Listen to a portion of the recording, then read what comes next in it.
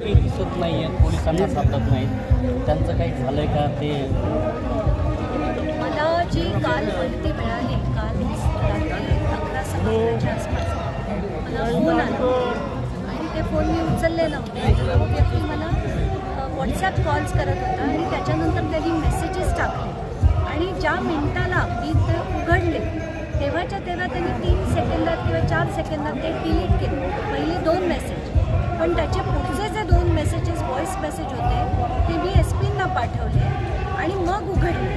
तर त्याच्यात जी माहिती आहे की तो बोलताना मला म्हणाला होता की आता हे 3 आरोपी सापडणार नाही आहेत कारण त्यांचं मर्डर झालं आणि त्यांना कर्नाटकाच्या बॉर्डरवर कुठेतरी टाकलं.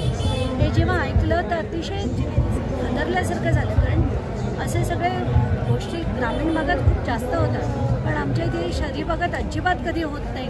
त्यामुळे मी हे ऐकून खरोखर हादरले आणि मी ताबडतोब SP-ना त्याची फोन करून माहिती दिली.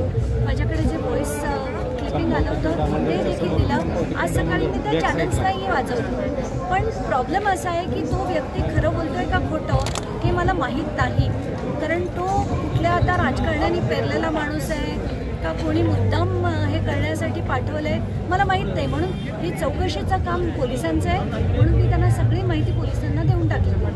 पण भीती नक्कीच आहे की यांचं ते बरं वाईट करण्याची शक्यतासुद्धा आहे, कारण यांची सगळीच विंग बाहेर पडतील. म्हणून आता खरं काय खोटं काय माहीत नाही, चौकशी होईल तेव्हा कळेल.